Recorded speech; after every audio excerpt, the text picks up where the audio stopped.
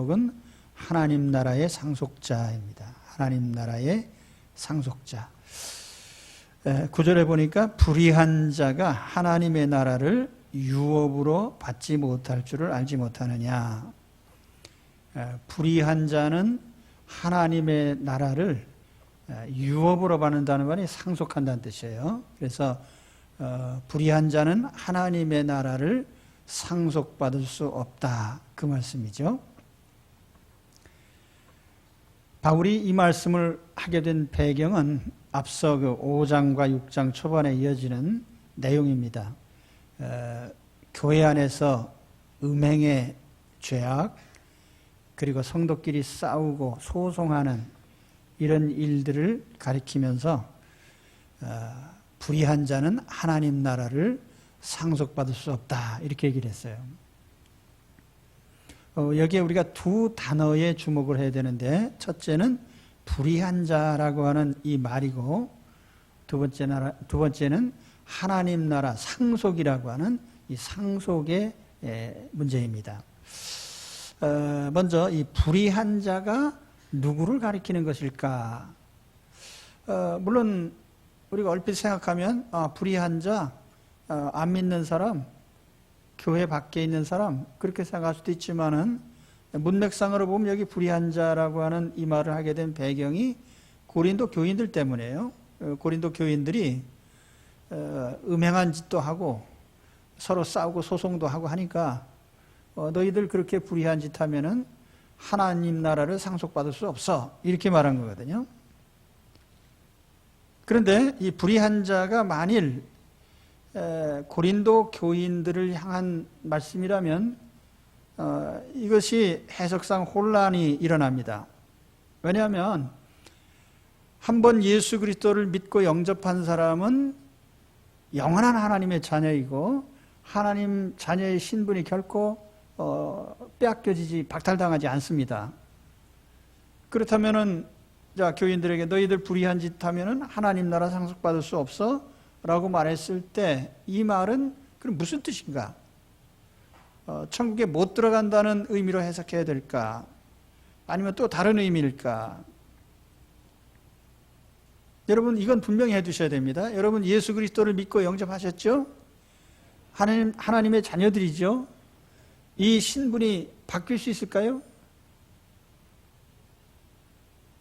예수 믿고 나쁜 짓 좀 하면은 하나님 자녀의 신분이 박탈당합니까? 잠잠하십니까?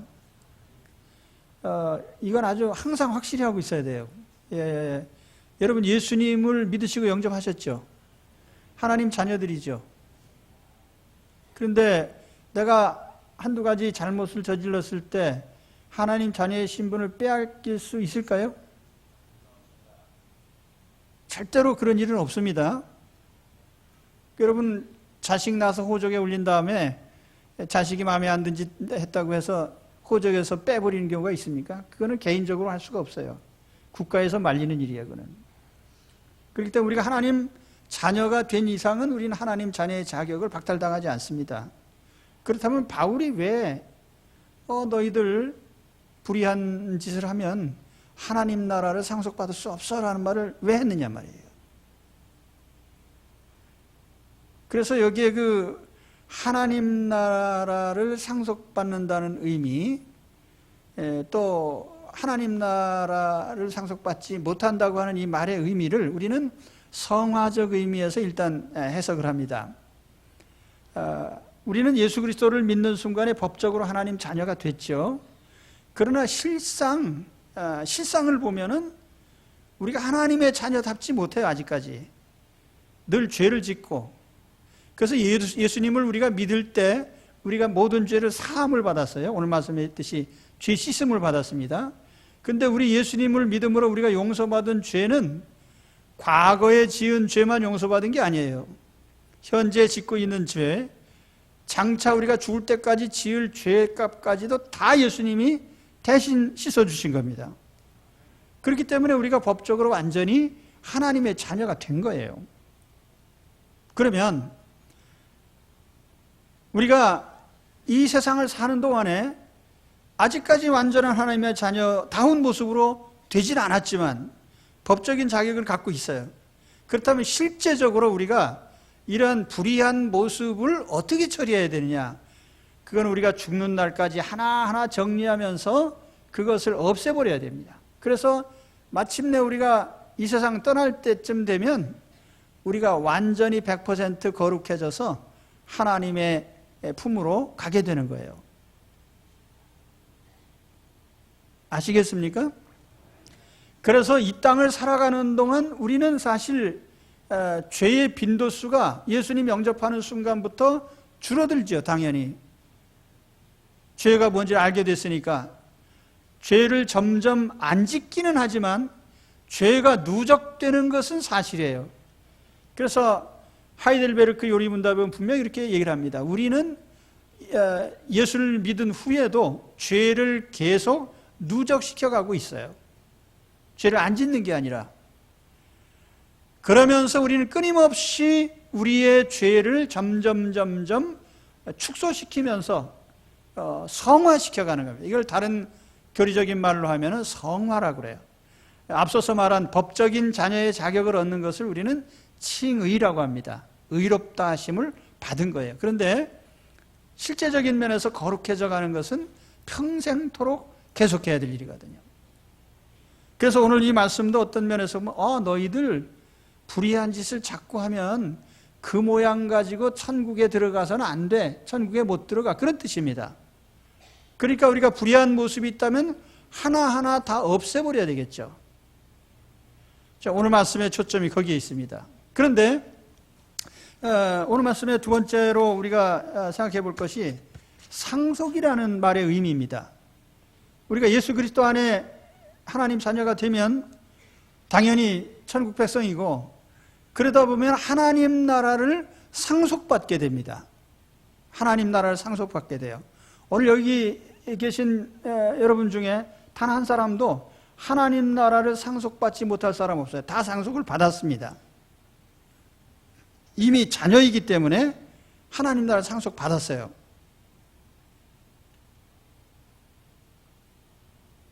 그럼 바울이 여기서 말한 하나님 나라를 상속받는다는 말이 죽어서 천국 간다는 말입니까? 죽은 다음에 너희는 천국을 상속받아, 그 말입니까? 하나님 나라의 부동산 몇 평을 상속받는다는 말입니까? 아니면 현세적인 의미는 없겠습니까? 이 말의 뜻에. 자, 여러분 한번 생각해 보세요. 내가 예수 믿고 하나님 자녀가 됐는데, 그럼 하나님 나라를 상속해 주겠다고 했어요. 그러면 이 땅에서 하나님 자녀가 된 순간 상속받은 게 있을까요, 없을까요?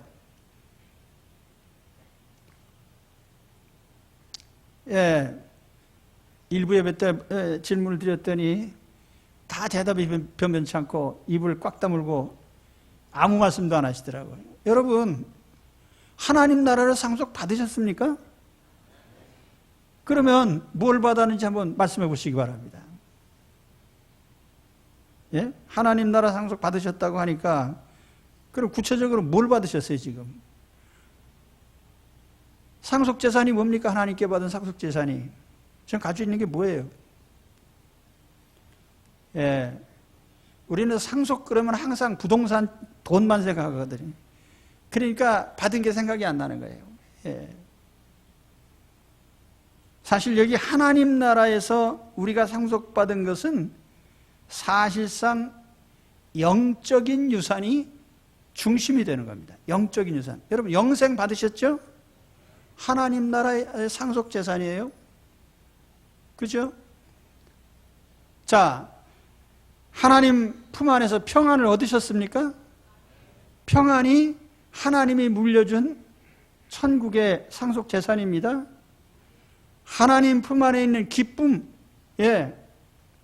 하나님이 우리에게 주신 원수를 사랑할 수 있는 사랑의 능력, 정의를 행할 수 있는 정의로운 마음, 그리고 미래에 대한 소망, 하나님을 믿듯이 우리가 서로 신뢰하는 하나님의 신뢰, 이게 다 뭐예요? 하나님이 우리에게 주신 천국의 상속 재산들입니다. 그러면 재산 관리들 하고 계세요, 지금? 세상 돈 관리는 끔찍하게 하면서도 영적인 유산 관리를 안 하고 계신단 말이에요. 그러니까 예수 믿으면서도 하나님 나라의 행복을 누리지 못하는 거예요. 천국의 기쁨을 누리지 못하고 천국의 사랑과 천국의 하나님 주신 우리 정의의 능력과 이런 것을 간직하지 않고 사용하지 않고 누리지 못하니까 교회 밖에 있는 사람들이 교인들을 볼 때 교회 가면 얻을 게 뭐야? 우리랑 똑같은데 교회 다니는 사람도 보니까 다 뭐 돈만 좋아하고 재산만 좋아하고 이해상관에 밟고 그 우리랑 다른 게 뭐냐 말이에요. 교회 밖에 사람하고. 자, 우리가 전도하는데 복음도 전하고 가서 교회에도 알리고 홍보도 하고 그러는데 자, 교회 밖에 있는 사람들이 교회 안으로 들어오지 않습니다. 또 교회 안에 있는 사람들도 교회를 자꾸 떠납니다. 왜 그렇게 되죠? 가장 중요한 것은 하나님 나라를 상속받았다는 사람들이 하나님께서 상속해 주신 것을 보여주지도 못하고 누리지도 못한단 말이에요. 그러니까 세상 사람들이 교회를 굳이 왜 나오겠냐 말이에요. 교회의 생명력이 하나님이 주신 유산인데 하나님이 주신 유산을 누리지 못하고 있으니 교인들이 그렇기 때문에 세상과 다를 게 없단 말이에요. 똑같이 음란하고 똑같이 싸우고 똑같이 소송하고 주님께서는 하나님 나라가 우리 마음속에서 시작된다고 하셨어요. 심령천국. 근데 우리 심령에 있는 하나님의 나라의 그 유산들은 우리 마음의 상속재산으로 우리 마음속에 쌓여 있는 거예요.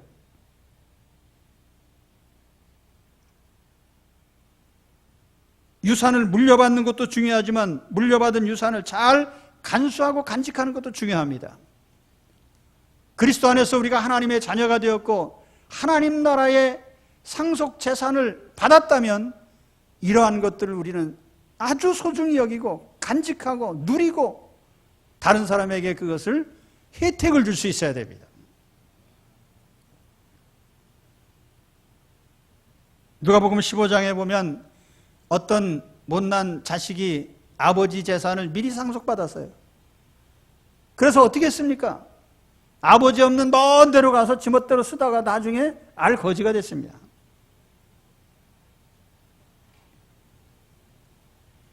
예수 믿는 사람들이 하나님이 주신 영적인 유산을 잘 알지 못하고 누리지도 못하고 남에게 알려주지도 못할 때에 그 사람은 그리스도인으로서의 능력과 생명력을 잃을 수밖에 없어요.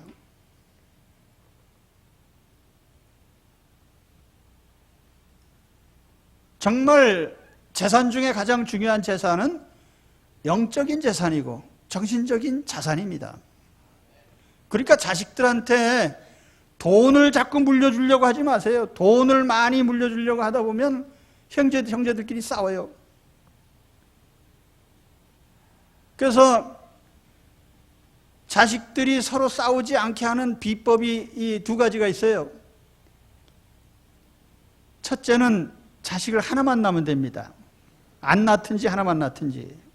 싸울 사람이 없으니까 다 지 거니까 싸울 이유가 없지. 또 한 가지 방법은 거지가 되는 겁니다.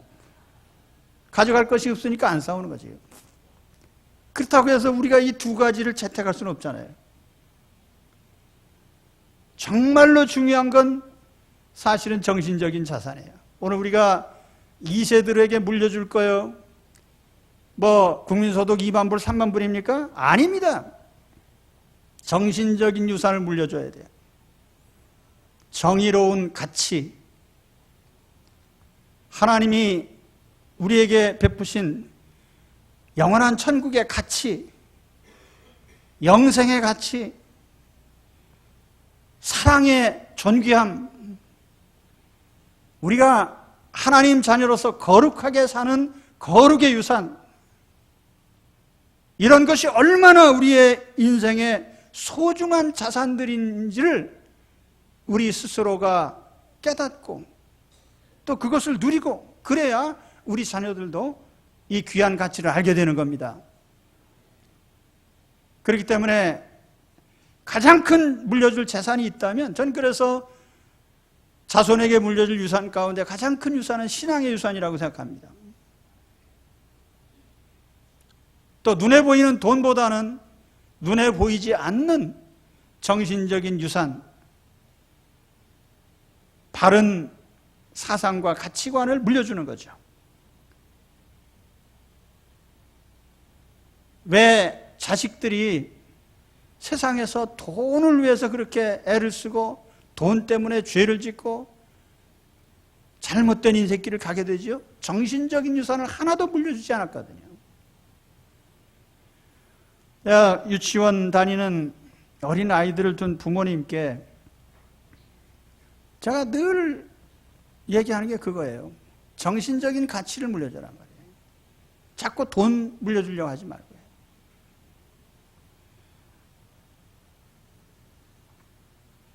하나님은 이스라엘 백성이 애굽에서 구원받았을 때 그냥 대번에 가나안 땅으로 데려가지 않으시고요. 가장 먼저 시내산 밑에 1년 동안 거기 놔두시고 성막을 만들어 주셔서 하나님 만나는 법을 알려주셨어요. 또 하나님 백성으로 어떻게 살 것인지 하나님의 율법을 주셨습니다. 하나님 백성으로 살아가는 가치와 표준을 알려준 거예요. 오늘 우리에게 예수 그리스도 안에서 하나님 자녀가 됐다면 하나님의 자녀로서 우리가 물려받은 가치 중에 가장 가치 있는 게 뭔가를 우리 스스로가 늘 깨닫고 그걸 누려야 돼요. 마음껏 누리세요. 만일 우리가 예수 그리스도를 믿고 정말 행복해하는 것을 다른 사람들이 본다면 다른 사람들도 나도 한번 해봐야지, 그런 마음이 들 거예요. 안 믿는 가족들, 안 믿는 자녀들, 안 믿는 형제들, 안 믿는 친구들이 볼 때 저 친구는 예수 그리스도를 믿더니 정말 행복해졌네, 행복하게 사네. 그 영적인 자산들을 보여주시기를 바랍니다. 오늘 우리 사도 바울이 고린도 교인들에게 얘기한 게 그거예요. 불의한 자 하나님 나라 상속받을 수 없어? 단순히 미래 천국 들어가지 못해? 그 말의 의미가 아닌 거예요. 이 땅에 사는 동안에도. 자, 그 다음에 바울이 언급한 것은 하나님 나라를 상속받고 누리기 위해서는 반드시 버려야 될 게 있습니다. 하나님 나라를 상속받기 위해서 가치 없는 것들은 버려야 돼요. 오늘 바울이 여기 10가지 금칙을 제시합니다. 금칙이라는 건 하지 말라는 법이죠. 하지 말라. 근데 하나님 율법은요, 크게 보면 하라는 게 있고 하지 말라는 게 있어요. 하라는 것은 한계가 없지만 하지 말라는 것은 명백한 한계가 있어요. 그러니까 최소한 이런 것은 하면 안 되라 하는 것입니다. 그것이 금칙이거든요. 여기 10가지 금칙을 얘기를 합니다. 바울의 편지에 보면은 죄 목록이 여러 군데 나옵니다. 로마서 1장 29절 이하, 갈라디아서 5장 19절 이하, 디모데전서 1장 9절 이하, 혹은 디모데후서 3장 2절 이하에 바울은 우리가 인생 살아가면서 빠지지 말아야 될 죄악에 대해서 구체적으로 그 죄 목록을 만들어 놨어요. 이런 것 절대로 하지 마. 그런데 오늘 말씀에는 10가지를 얘기합니다. 근데 이 하나님의 이런 하지 말라고 한 것은 어떤 법률적인 의미도 있지만은 윤리적인 의미도 있어요. 근데 법률적이라고 하는 것은 위반했을 경우에 물리적으로, 세상적으로 처벌을 받습니다. 그런데 윤리라고 하는 것은 어겼다고 해서 대번에 처벌이 오는 건 아니에요.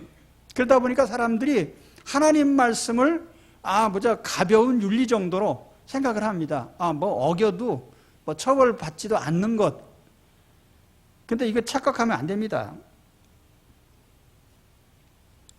하나님을 모르는 사람, 하나님의 존재를 인정하지 않는 사람은 하나님이 무서우냐 사람이 무서우냐 그러면 하나님 무섭다고 안 해요. 눈에 보이지도 않고 뭐 처벌하시는지 안 하시는지 뭐 알 수도 없고. 근데 하나님을 진심으로 믿는 사람은 가장 두려운 분이 하나님이십니다. 사람은 혹시 허물을 못 볼 수도 있고 처벌을 잘못할 수도 있지만 하나님은 결코 잘못 보시거나 처벌을 실수로 빠뜨리시거나 그런 분이 아니에요. 하나님이 한번 처벌하시기로 작정하시면 반드시 벌을 받습니다. 그런데 그것은 단순히 뭐 육체적인 벌이 아니에요. 영혼에, 시간적으로 보면 영원히 하나님의 형벌을 받을 수가 있어요. 그렇기 때문에 우리는 이 하나님의 이러한 계명을 주실 때 결코 이걸 가볍게 여기면 안 되는 거예요. 바울이 10가지의 죄 목록 얘기했을 때 천국 상속받으려면 이런 거 절대로 하면 안 돼라고 말했을 때 이것을 위반했을 때는 절대로 안 되는 것임을 아셔야 됩니다. 자, 9절로 가서 봅니다. 음란하는 자나 우상숭배하는 자나 간음하는 자나 탐색하는 자나 남색하는 자나 도적이나 탐남하는 자나 술 취하는 자나 모욕하는 자나 속여 빼앗는 자들은 하나님의 나라를 유업으로 받지 못하리라. 자, 이것을 이제 앞에서부터 하나하나 열거해 보면은 첫째는 음란, 둘째는 우상숭배입니다. 이게 음란이라고 하는 말은 그 헬라어로는 포르노스입니다. 영어의 포르노라는 단어인데 폭넓은 의미에서 성범죄들이죠. 일반적인 성적인 죄악들. 그리고 두 번째가 우상숭배입니다. 근데 이 음란과 우상숭배가 같이 붙어 다녀요, 성경에 보면은. 그 왜 그러냐 하면은 영적인 맥락에서 보면은 음란죄나 우상숭배죄는 같아요. 뭐가 같습니까? 가장 신의를 지켜야 될 사이에서 신의를 깨트렸다는 면에서도 같습니다. 그러니까 예를 들어서 하나님 믿는 사람은 하나님과의 신의를 지켜야 되는데 하나님 이외에 어떤 우상이나 잘못된 것들을 섬기게 되다 보니까 하나님께 대한 배신 행위가 되는 거예요. 그 음란이라는 건 뭐냐? 결혼한 사람이 배우자와의 신의를 저버리는 것이 음란죄거든요. 그렇기 때문에 신의를 저버렸다는 면에서는 이 음란죄와 우상숭배가 같은 죄악입니다. 그래서 성경에 보면은 선지자들의 메시지 가운데 이 음란죄와 우상숭배죄가 항상 같이 언급이 됩니다. 신의를 깨트린 죄예요. 하나님 나라에서는요, 신의가 가장 중요해요. 이 신의를 깨트리는 사람은 결코 용납될 수 없는 거예요. 그러니까 우리는 음란이라고 하는 죄나 우상숭배라고 하는 죄를 철저하게 배척을 해야 되는 겁니다. 그 다음에 두 번째, 여기 세 번째로 언급한 것이 간음하는 자, 네 번째는 탐색하는 자, 다섯 번째는 남색하는 자가 있습니다. 이 죄악들도 구체적으로는 다 성범죄입니다. 간음, 배우자가 있는데도 불구하고 또 하나님이 허락치 않은 성관계를 맺는 것이에요. 탐색, 또 남색이란 말이 나오는데 사실 이 성의 타락, 이 성범죄, 성을 어떻게 사용하느냐가 인간과 동물을 구별하는 구별점이 됩니다. 교회 밖의 사람들은 이 얘기를 하면은 동의를 안 하죠. 인간도 동물이니까. 그런데 교회 안에 있는 사람들은 인간은 동물이 아니라 영혼을 가진 영적인 존재인 것을 우리는 알기 때문에 우리는 동물과 같을 수 없는 거예요. 그죠? 근데 인간과 동물을 구별하는 것이 성을 어떻게 사용하느냐는 거예요. 사람들이 제일 좋아하는 동물이 개입니다. 반려견, 개. 근데 사람이 제일 안 좋은 것엔 다 개자를 갖다 붙였어요. 예?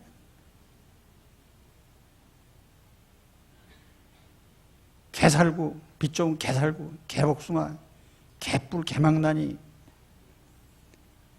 그리고 또 기분 나쁘면 개 같은.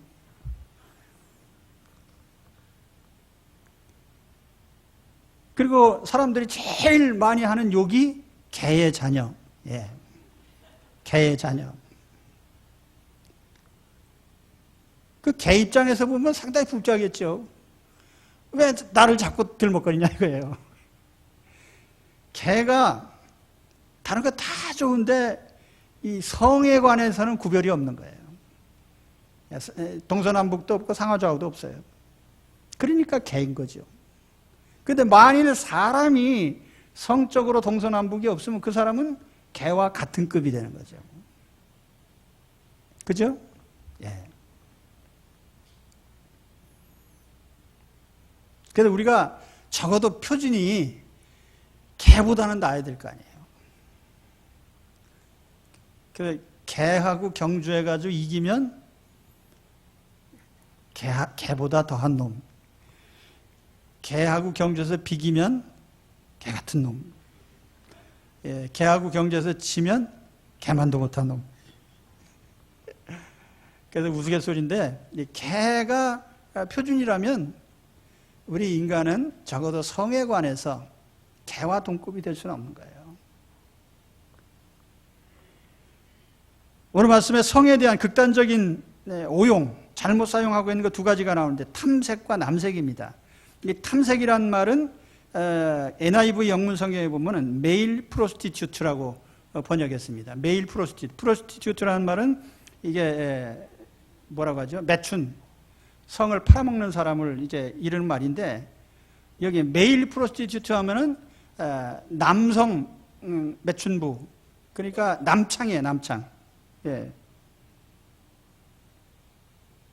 그 옛날에 신전에 이런 남창들이 있었거든요. 그 다음에 또 한 가지가 남색하는 자입니다. 남색하는 자. 이 남색이란 말은 동성애를 가리키는 거예요. 남자 동성애. 성경에 보면은 이 죄악 때문에 하나님이 소돔과 고모라 상도 멸하셨고요. 노아 시대 사람들이 성범죄 때문에 심판받은 거예요. 로마서에도 보면은 이러한 남색에 대한 것이 언급이 나옵니다. 그러니까 모세 시대나 왕국 시대나 혹은 신약 시대나 로마 제국 시대 항상 이런 성범죄가 그 사회가 망가지는 가장 흔한 죄악이었던 것입니다. 그렇기 때문에 하나님의 자녀는 결코 이렇게 될 수는 없는 거죠. 그래서 성경에 보면은 사도 바울이 로마 시대에 산 사람 아니에요. 그러니까 로마 시대에 이게 너무나 성이 타락했으니까 이런 면들에 대해서 다각도로 바울은 얘기를 한 겁니다. 하나님 나라를 상속받는 사람이라면 결코 이런 삶을 용납해서는 안 된다는 거죠. 특히 요즘에는 종교의 자유, 표현의 자유, 언론의 자유, 양심의 자유 뭐 이런 자유들을 내세우면서 이 성에 관해서 상당히 방임적인 자세로 나갑니다. 그래서 우리나라에도 이제 조만간 국회에서 이러한 동성애에 관한 법들, 뭐 성 정체성 해가지고 내가 남자인지 여자인지는 내가 결정한다는 거죠. 예, 하나님이 결정할 일이 아니라는 거예요. 불신자 입장에서 보면 그럴 수 있죠. 그러나 하나님을 믿는 사람의 입장에서 보면은 이것은 하나님을 모독하는 거죠. 그래서 우리가 이런 사람이 하나님 나라의 재산을 어떻게 물려받을 수 있겠냐? 버리라고 했어요. 버리시기 바랍니다. 예? 여기 해당 사항 있는 사람들이 뭐 거의 없지만은 혹이라도 이런 게 있으면 이건 우리가 버려야 돼요. 그리고 여기 6번째로 언급된 것이 도적, 7번째는 탐남, 8번째는 술 취하는 자, 9번째는 모욕하는 자, 10번째는 토색하는 자인데요. 여기 요 나머지들을 정리해 보면은 첫째는 돈과 관련된 범죄, 두 번째는 타인의 인격에 대한 범죄, 그리고 세 번째는 자신의 인격과 관련된 그런 범죄입니다. 자, 우선 도적이나 탐남이나 토색, 이것은 재산과 관련된 범죄예요. 재물에 대한 욕심이죠. 천국에 들어가려고 하는 사람은 물질적인 탐욕에서 벗어나야 됩니다. 어떤 젊은이가 예수님 찾아왔죠. 십계명 열심히 지켰는데 천국에 들어갈 자신이 없어서 아유 주여 내가 어떻게 하면 천국에 들어갑니까? 그랬더니 예수님께서 너 계명들을 다 지켰느냐? 네 제가 다 열심히 지켰습니다. 그렇다면 내 재산을 다 팔아서 가난한 사람들에게 주고 그리고 나를 따르라. 그래서 이 청년이 돈이 너무 많기 때문에 재산이 아까워서 결국 예수님을 따르지 못했다. 이 결론이 이 얘기입니다.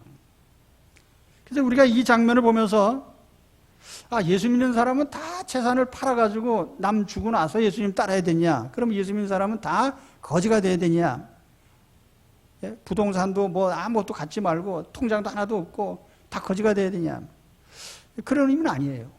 왜냐하면 예수님이 삭개오가 예수님 앞에 나와서 회개하고 나왔을 때 삭개오가 자진해서 그랬어요. 주여 제가 재산의 절반을 팔아서 바치겠습니다. 또 누구한테 뺏은 거 있으면 4배나 갚아주겠습니다. 그런데 예수님이 그래라 잘했다 뭐 이런 얘기 일체 아무 말도 안 하셨어요. 반을 팔든지 3분의 1을 팔든지 그건 주님이 상관 안 하셨단 말이에요. 왜냐하면 그 사람은 이미 자기 재산보다 주님을 더 귀히 여기고 더 높은 가치, 영생의 가치를 알고 온 사람이기 때문에 굳이 재산을 팔라고 할 필요가 없어요. 그런데 이 부자 청년은 하나님 자리에 재산이 올라가 있거든요. 그러니까 예수님께서 그 재산을 팔아 처분하라고 한 거예요. 돈이 많다고 해서 다 하나님 뜻에 어긋나는 게 아니에요. 돈이 아무리 많아도 다 하나님 소유인 것을 알고 사는 사람에게는 굳이 뭐 주고 뺏고 할 이유도 없습니다. 왜냐하면 하늘과 땅과 그 사이에 충만한 게 다 하나님 것이에요. 하나님 그랬어요. 이 천산의 생축이 다 내 거 아니냐? 하늘과 땅이 다 내 거 아니냐?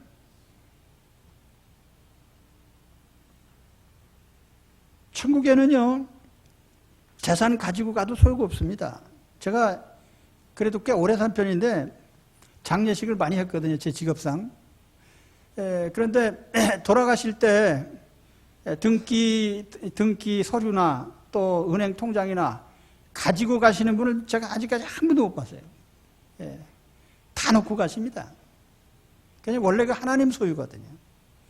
물론 뭐 세상 법률상으로 아무개 뭐 소유해가고 등기가 있긴 하지만 그런 원소유주는 하나님이니까 가져가지 못하는 거예요. 이 세상 사는 동안만 사용하는 거죠. 그러니까 천국에 가장 맞지 않는 사람이 바로 재산을 가지고 천국까지 가려는 사람이거든요.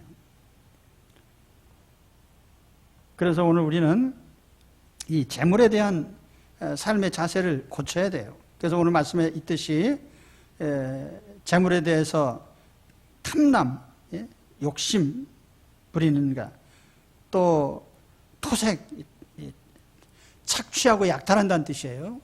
강제로 남의 소유를 자꾸 뺏으려고 한다든지 과도하게 물질에 매여서 살지 마시기 바랍니다. 그래서 이 하나님 나라에 맞지 않아요, 이런 게. 그렇다고 해서 돈도 벌지 말고 그냥 건들건들 아무렇게나 살고 거지가 돼가지고 불난 집 쳐다보면서 야 우리는 재산 없어서 좋네 그러면서 살지 말라는 거죠. 열심히 일해서 우리가 저축도 하고 물질적으로도 풍요롭게 살아야죠. 그럴지라도 물질에 마음이 매이지는 마시기 바랍니다. 그 다음으로 말씀드릴 것이 모욕하는 자예요. 모욕하는 자. 욕설, 중상, 비방. 다른 말로 하면 타인의 인격을 해치는 행위죠. 이런 사람은 천국에 맞지 않기 때문에 이걸 뜯어 고쳐야 됩니다. 제가 옛날에 살던 시골에서 부모들이 애들을 혼내줄 때 껄핏하면 이 썩을 놈.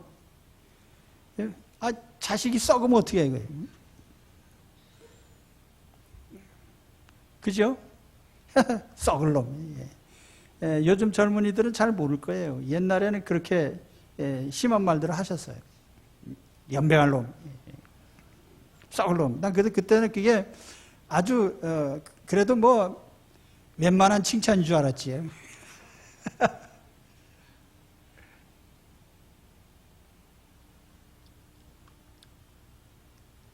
부부싸움을 하면서도 아무리 화가 나도요, 욕을 해서는 안 되는 거예요. 제가 그래서 신혼부부들한테 늘 부탁을 합니다. 너희들 싸워도 절대로 욕하지 마라. 진짜 화가 막 나면은, 그릇을 집어 던져라. 그릇도 집어 던질 때 깨지는 거 던지지 말고 잘 봐가지고 찌그러지는 거, 나중에 필 수 있는 거 집어 던지고. 그러나 사람에겐 손대서도 안 되고 욕설을 해서는 안 돼요. 인격적으로 굉장한 손상을 입히는 거예요. 근데 그게요, 싸울 때는 모르지만 안 없어집니다. 메모리가 잘 돼요. 예. 1TB짜리예요, 그 용량이. 욕한 거 다 기억되어 있어요. 그러니까 안 지워지거든요.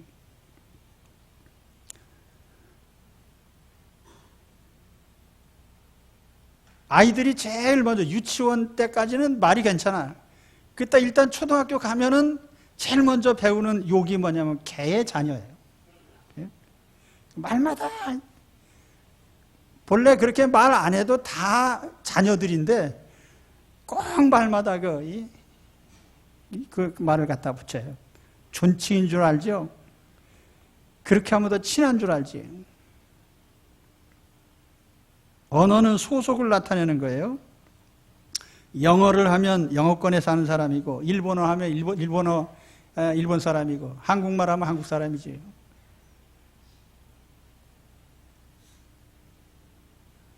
영국의 최고 명문 이튼 스쿨이죠. 거기에 다니는 아이들을 몇 마디 대화를 해보면 안다고 그래요. 뭐 요즘 어쩐지 모르지만. 왜냐면 그 사람들이 사용하는 어휘가 있거든요. 그래서 이 국회의원들도요, 이 국회의원이 어느 나라 국회의원인지는 딱 보면 압니다. 뭐 존경하는 아무개 의원님, 의장님 하면서 점잖게 말하는 그 영국 국회의원이고요. 사태질하고 싸우고 소리 꽥꽥 지르고 그런 건 그 대만 아니면 한국인 것 같아요. 이름을 거명해서 죄송하지만 그 언어 자체가 그 품격을 나타내는 거거든요. 천국 시민이 사용하는 언어. 그래서 바울이 여러 차례 그런 말을 했어요. 예수 믿는 사람에게 무릇 더러운 말은 너희 입 밖에도 내지 말고 오직 덕을 세우는 데 소용되는 대로 선한 말을 하여 듣는 자들에게 은혜를 끼치게 하라. 누추함과 어리석은 말이나 희롱의 말이 마땅치 아니하니 돌이켜 감사하는 말을 하라. 천국 언어를 써야 됩니다. 천국 언어가 아닌 말은 쓰지 말아야 돼요. 그죠? 언어 체계를 고치시기 바랍니다. 언어 체계를 고치셔야 돼요. 마지막 10번째, 술 취하는 자입니다. 그냥 보통 술 먹는 사람이 아니라 술주정뱅이를 말하는 겁니다. 그러니까 술 취하는 것은 자기의 인격을 해치는 행위거든요. 술을 취하는 사람들은 술을 통해서 고민도 해결하고 근심도 해결하고 고통도 해결하려고 합니다. 그러나 술 취하는 것은 해결하는 것이 아니라 잠시 망각하는 것뿐이에요. 뇌세포 망가뜨리는 거죠. 그러니까 우리가 이 술 취하는 거 하나님 나라를 상속받는 사람에게는 별로 맞지 않는 거예요. 왜냐하면 하나님은 술을 통해서 해결하는 하나님이 아니시거든요. 아주 맨정신으로, 말짱한 정신으로 우리에게 해결책을 주시는 분이죠. 유대인의 상술에 보면은 술좌석에선 절대로 상거래를 하지 말라는 것입니다. 우리가 어떻게 보면은 술 먹고 계약서 쓰면은 뭐 사이좋게 잘 될 것 같지만은요, 술 먹은 자리에서 계약하는 건 거의 대부분 망가집니다. 술은 마약이나 원리가 같습니다. 망각. 천국엔 술이 없어요. 술 없어도 문제가 잘 해결되기 때문에. 문제도 없으니까요. 자, 오늘 여기 10가지 하나님 나라를 상속받는 사람은 이런 것을 버려라 하는 말이 나옵니다. 그죠? 버리시기 바랍니다. 자, 마지막으로 말씀드리죠. 우리는 과거의 삶에서 탈출해서 새로운 삶으로 나가는 사람들입니다. 11절 말씀에 보면은 너희 중에 이와 같은 자들이 있었다. 과거형이죠. 주 예수 그리스도의 이름과 우리 하나님의 성령 안에서 씻음과 거룩함과 의롭다 하심을 얻었느니라. 과거의 우리 자신과 예수 그리스도를 믿고 죄 씻음 받은 우리 자신은 완전히 다른 차원의 사람이죠. 고린도 교인들 다 과거가 있는 사람들이에요. 왕년의 죄인, 회개한 죄인들이죠. 예수 믿는 사람들도 다 과거가 있어요. 과거에 음란한 일도 했고, 간음죄도 지었고, 남색, 탐색, 도적질, 탐욕, 토색, 우리도 다 그런 죄를 저질렀던 사람들이죠. 그러나 그건 어디까지나 과거의 일로 끝나야 돼요. 과거의 일로. 그럼 현재 이유는 어떻게 돼야 돼요? 우리는 천국의 상속자로서 오히려 이전 것들은 다 버린 후에 천국의 상속받은 것들을 소중하게 지켜가야 됩니다. 아까 말씀드렸죠. 예수 그리스도 믿고 우리가 상속받은 것들, 영생, 하나님과 함께하는 평안, 하나님 나라의 기쁨, 하나님 나라의 소망, 하나님 주신 위로, 그리고 하나님이 우리에게 원하시는 정의, 하나님이 주신 뜨거운 사랑, 이런 천국의 소중한 상속 재산들을 생명같이 이제는 지키셔야 됩니다. 베드로 사도가 그런 말을 했어요. 너희가 음란과 정욕과 술취함과 방탕과 연락과 무법한 우상숭배를 하여 이방인의 뜻을 따라 행한 것이 지나간 때가 족하도다. 다 지나가지 않았느냐? 이때까지 그렇게 살았으면 되지. 예수 믿은 후에까지 그렇게 살면 어떻게 하느냐? 그 말이겠죠. 오늘 그리스도 안에서 우리는 지난 날을 청산한 사람들이기 때문에 이 청산한 것들을 다시 되받지 말고요. 이제 새로운 삶을 향해서 앞으로 나가시기 바랍니다. 예수님을 통해서 우리는 씻음받고 거룩하고 의롭다함을 입은 사람들입니다. 오늘 말씀처럼 새 사람이 되세요. 그러니 우리는 새 사람다운 삶을 살아야 되겠습니다. 오늘 제가 천국 상속 얘기 드렸습니다. 우리는 예수 그리스도 안에서 천국 백성이 됐습니다. 그리고 우리가 죽어서만 천국 가는 게 아니고 이 땅 사는 동안에 벌써 하나님이 우리에게 천국의 소중한 재산들을 이미 상속시켜 주셨어요. 그건 우리 영적 재산들인데 이건 이미 우리가 다 심령에 가지고 있는 것들입니다. 그래서 이런 것들을 이제 잊어버리거나 망각하지 말고요. 소중하게 지켜가시고, 그래서 혹시 안 믿는 가족이나 또는 이웃이 바라볼 때 저 사람은 정말 예수 믿더니 천국 사람이 됐네, 천국 삶을 살고 있네, 이런 간증들이 나올 수 있기를 바랍니다. 그래서 하루하루 우리의 삶이 품격이 높아지는 게 굉장히 중요하잖아요. 제가 지금까지 컴퓨터를 상당히 여러 차례 바꿨는데 고장나서 바꾼 적은 없어요. 항상 등급이 떨어져서 새로운 사양이 나오면 또 바꾸고 합니다. 우리 하나님의 자녀들도 우리의 옛날의 삶에서부터 점점 삶의 등급이 올라가서 품격이 점점 천국 시민답게 높아짐으로써 옛날 것을 자꾸 청산하고 그 새로운 삶으로 발전하시기를 바랍니다. 그래서 그리스도인으로서 이런 삶을 누리면서 현세에서도 천국 삶을 누리시고, 그리고 또 하나님 나라의 축복을 누리는 그런 우리 성도들 되시길 축원합니다. 기도하겠습니다.